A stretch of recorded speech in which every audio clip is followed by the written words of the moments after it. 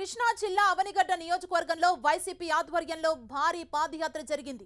చెల్లపల్లిలో bus stand centre నుంచి ప్రధాన సెంటర్ను కలుపుకొని బందర్ రోడ్డు మీదుగా రామానగరం వరకు అవనిగడ్డ వైసీపీ అభ్యర్థి సింహాద్రి రమేష్ బాబు, మచిలీపట్నం వైసీపీ ఎంపీ అభ్యర్థి డాక్టర్ సింహాద్రి చంద్రశేఖరరావు పాదయాత్ర చేశారు.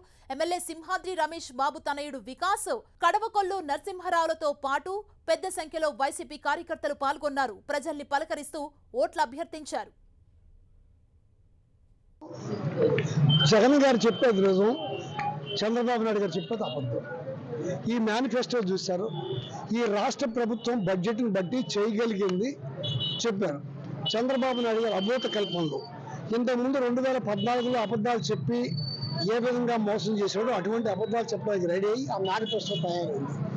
పరిస్థితులు బట్టి ఉన్న ఆర్థిక పరిస్థితిని బట్టి జగన్మోహన్ రెడ్డి గారు నిబద్ధతగా నిజాయితీగా ఇవాళ ఆ మేనిఫెస్టో పెట్టాడు. చంద్రబాబు నాయుడు గారు ఏమో మళ్ళా మేనిఫెస్టో సంగతి ఎలక్షన్ అయిన తర్వాత గుర్తుండదు, మర్చిపోతాడు. 14లో జరిగినట్టు జరుగుతుంది. అందుకని ప్రజలందరూ నమ్మరు. జగన్ గారు ఏదైతే చెప్పారో దాన్ని నమ్మేటట్టుగా ప్రజలు ఉన్నారు. మేము చల్లపల్లిలో వచ్చి డోర్ టు డోర్ ప్రోగ్రాంలో పాల్గొన్నాను. ఇప్పుడే రమేష్ బాబు నేను ఇద్దరం కలిసి తిరుగుతున్నాం. సో ప్రజాస్పందన బాగుంది. ప్రజలందరూ మళ్ళీ తిరిగి జగన్మోహన్ రెడ్డి గారు కావాలని కోరుకుంటున్నారు.